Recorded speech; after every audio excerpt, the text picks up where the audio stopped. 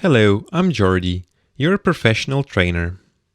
I'm about to explain how video effects work within Premiere Pro. You already know how to keyframe, so it'll go quick. Next, I'm going to explain audio mixing, which also makes use of keyframing. Let's go to the Effects tab. Here we can find all the video and audio effects. I cannot explain them all, because that will take a whole day, but if you know how to use one effect, it's easy to experiment and test out all the other effects. Effects, or plugins like we also say, are organized in folders. Presets, where you can find Premiere's presets, or you can also create user presets. Audio effects, which contains all the effects for audio.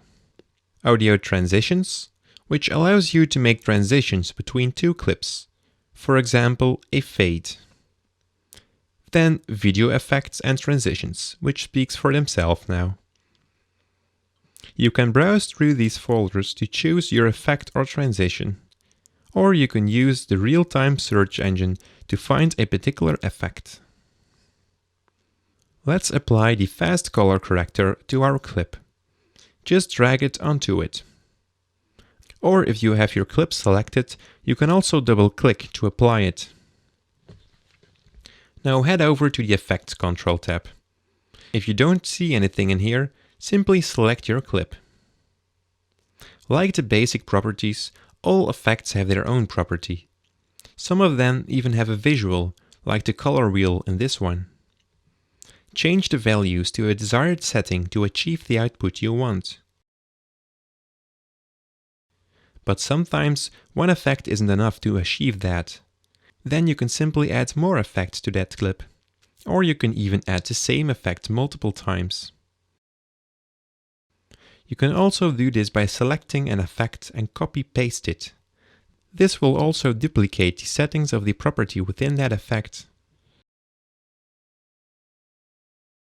If you want to apply the same effect to other clips, you can also do this by copy-pasting it around. It will retain the value you have made. If you would like to make a global effect on all your clips, your whole edit or a big piece of it, you can select multiple clips and paste the effect over it. But if you change your mind now, you need to go back to every single clip and change the value. To fix that problem, we can nest our sequence. Let me show you what I mean. Select the clips you would like to have a global effect on. Right-click and say Nest. The clip in the timeline has now turned green. This indicates that it's no longer a clip, but a sequence. If we go to our project panel, we'll see that Premiere Pro created a new sequence. If you open this, you can see the individual clips again. In other words, the clips have been grouped. Apply your effect on the nested sequence within your main sequence.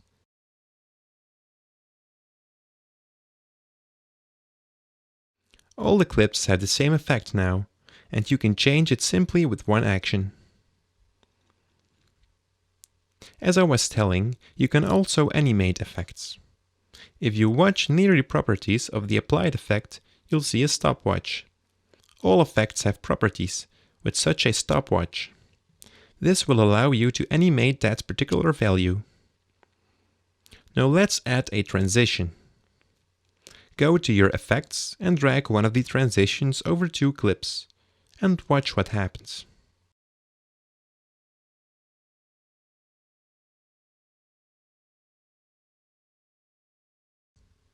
Now let's do some audio mixing. The meaning of audio mixing is that we balance our audio, so that when someone is speaking, we lower the background music. When he stops speaking, we increase the music again. There is a powerful tool within Premiere Pro for audio mixing, but I'm going to leave this for my advanced training. In this tutorial, I will show you the basic understanding of audio mixing first. Let me import a clip of a speaking person and a song on the second layer. First, let's balance the two layers. We'll temporarily shut off the second audio layer so that we can only hear the person speaking. Play the video and watch the audio meters. For broadcast, there are certain rules that you cannot go above a particular decibel. For the internet, I advise to mix around -3 decibels. Expand the audio and drag it a little bigger. The yellow line is the volume of that clip. The original volume is always 0 decibels. This is not the same as your meters. Your audio meters can indicate -12, while your clips lay on 0 dBs. If we add +3 decibels on our clip, the meters will increase 3 decibels, and it will show you -9 decibels. If you need to gain more than 6 decibels on your clips, you have to right-click and say Audio Gain. Here you can add a value to increase your gain. You will see that the waveform also gets bigger now. Now move the yellow line or adjust the gain to balance the audio to a maximum of -3 decibels.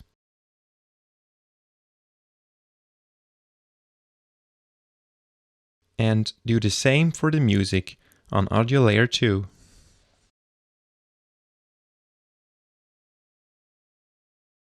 If the audio meters peak above 0 decibels, your signal will be distorted. Premiere will indicate this with a red color in your meters. Now that you have balanced your audio, we can start mixing those two audio layers. First, let the music play at its maximum volume. When the speaker comes in, we'll place keyframes to lower the volume of the music.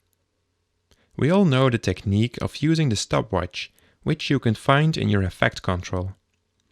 But since the yellow line represents the volume value, we're just going to work directly on that yellow line.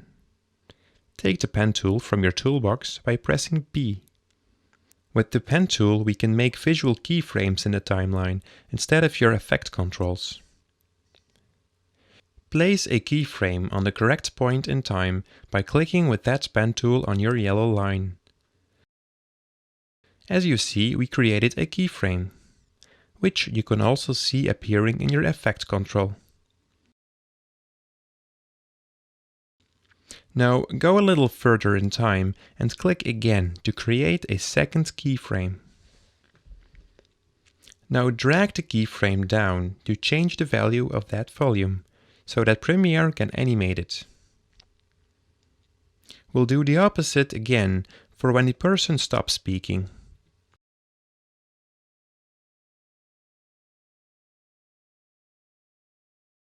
Now, as you can visually see, we have lowered the volume of the music during the speech of the person. Let's play this clip to hear the effect. Hallo, ik ben Kim en in deze film CS6 ben ik actrice en ook regisseuse.